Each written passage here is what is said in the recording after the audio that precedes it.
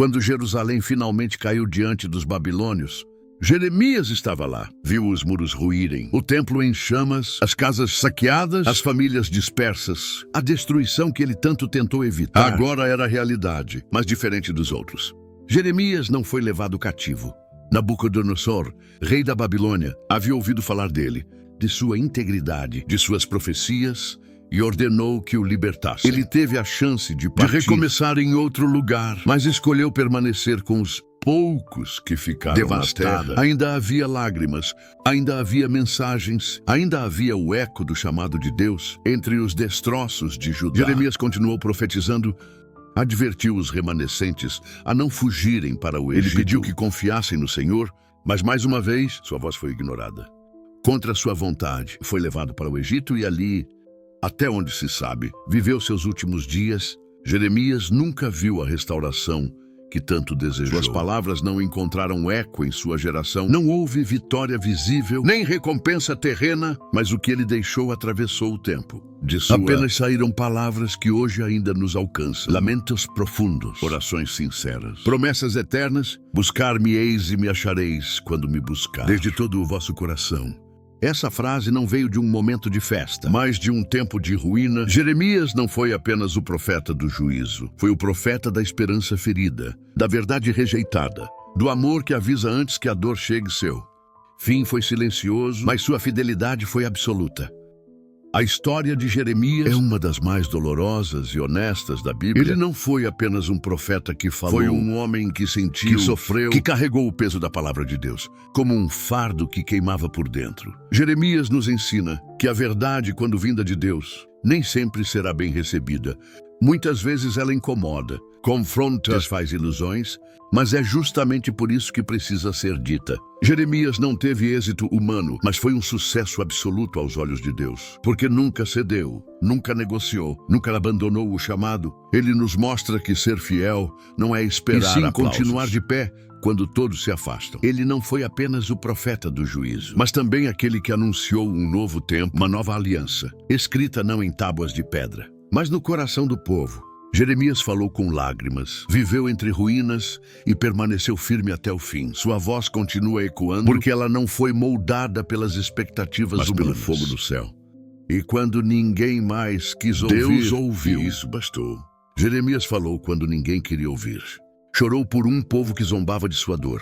E permaneceu fiel, mesmo quando ser fiel significava caminhar sozinho. Sua história nos lembra que a obediência não depende do resultado, que a honra em ser a voz de Deus em tempos de dureza, mesmo que não haja eco nem palmas nem respostas. Jeremias foi chamado antes de nascer. Carregou em si uma missão pesada, mas santa, e por mais que tenha desejado desistir, sua fidelidade falou mais alto que o cansaço. Sua dor não calou sua verdade. No próximo episódio, conheceremos Isaías, o profeta que viu a glória do Senhor no templo e anunciou, séculos antes, a vinda do Messias. Prepare-se para uma nova jornada, entre julgamento e esperança, entre condenação e promessa eterna. Se essa história tocou você, inscreva-se no canal, ative as notificações e compartilhe essa lição de fé com quem precisa ouvir que a verdade, mesmo rejeitada, nunca perde seu valor. Encerramos com uma das palavras mais conhecidas Jeremias, escritas do meio do exílio: buscar-me e me achareis quando me buscares de todo o vosso coração. Jeremias 29:13. E se Deus te chamasse para pregar, sabendo que ninguém ouviria? Essa foi a missão de Jeremias. Um jovem escolhido para ser profeta, antes mesmo de nascer, enviado a uma nação que havia endurecido o coração. Sua mensagem era clara, mas sua aceitação quase nula. Hoje vamos mergulhar na história de Plínio, o homem que falou por décadas e foi ignorado, que chorou pelo povo e foi preso por isso. Jeremias não buscava aplausos, ele buscava fidelidade, mesmo quando a verdade não era bem-vinda. Jeremias nasceu em Anatote, uma pequena cidade a poucos quilômetros de Jerusalém. Filho de Uquias, da linhagem sacerdotal, ele cresceu em um ambiente marcado pela lei, pela tradição e pelo temor ao Senhor. Mas nada o prepararia para o peso de seu chamado. Era o 13º ano do reinado de Josias. O reino de Judá, embora ainda de pé, já estava rachado por dentro. E por trás das reformas religiosas do rei, havia um povo indiferente, que mantinha o culto a Deus apenas na aparência. O coração da nação batia por outros deuses, e a justiça havia sido vendida ao poder. Foi nesse contexto que a voz do Senhor veio a Jeremias. Antes que eu te formasse no ventre, eu te conheci. E antes que saísses da madre, te santifiquei. As nações te dei por profeta. Jeremias tentou recuar. Ah, Senhor Deus, eis que não sei falar, porque sou uma criança. Mas Deus não aceitou. Desculpas a todos a quem eu te enviar irás. E tudo quanto eu te mandar, falarás. E então o Senhor tocou seus lábios. Seu ministério estava apenas começando. Jeremias profetizaria por mais de 40 atravessando anos, os reinados de Josias, Joaquim e Zedequias, até o trágico fim de Jerusalém, chamado desde o ventre, enviado ao confronto, preparado para ser uma voz, mesmo quando ninguém queria ouvir. O início da missão de Jeremias foi marcado por coragem e lágrimas. Ainda jovem, ele começa a profetizar publicamente nas ruas de Jerusalém, principalmente nos átrios do templo, lugar sagrado, onde as pessoas se reuniam para adorar, mas com corações distantes de Deus. A mensagem era direta. O culto vazio, as injustiças sociais e a idolatria seriam julgados confiais em palavras falsas que para nada vos aproveitam, dizia ele. Ladrões, matareis, adulterareis e ainda vindes a esta casa, que se chama pelo meu nome, dizendo, estamos salvos. As palavras ecoavam como punhais para o povo. Jeremias era um perturbador, um exagerado, mas ele não falava por si mesmo. Ele era a boca de Deus para uma geração que não queria ouvir. Ao longo dos anos, Jeremias foi acumulando visões e mensagens que não apenas o povo comum, mas os reis, sacerdotes e falsos profetas. Um rolo de advertência foi escrito e lido diante dos líderes. A resposta. O rolo foi rasgado e lançado ao fogo. Mas nem isso silenciou. Deus o chamava para falar e ele obedecia. A cada mensagem, Jeremias se tornava mais solitário. Seus amigos se afastavam. As autoridades o ameaçavam. Os religiosos o desprezavam. Ele sentia o peso de tudo isso. Não era um profeta de pedra. Jeremias chorava, questionava, desejava ter nascido em outra época. Mas mesmo em lágrimas, continuava. Seu ministério era como fogo em seus ossos. Mesmo quando quis calar, a palavra queimava dentro dele. O confronto seria inevitável. Não havia mais como evitar o choque entre a verdade que ele carregava e a resistência do povo. Com o tempo, a rejeição a Jeremias deixou de ser apenas verbal. Sua mensagem, que já incomodava os ouvidos, passou a ameaçar a estabilidade política de Judá.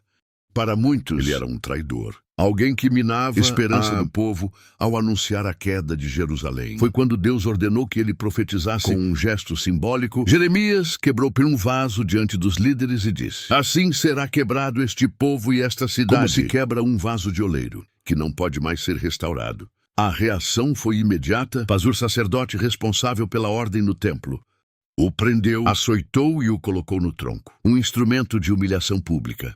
No dia seguinte, Jeremias é solto e continua a profetizar. Não havia medo que o calasse. Ele sabia que a verdade não dependia da aceitação, mas o golpe mais duro ainda estava por vir.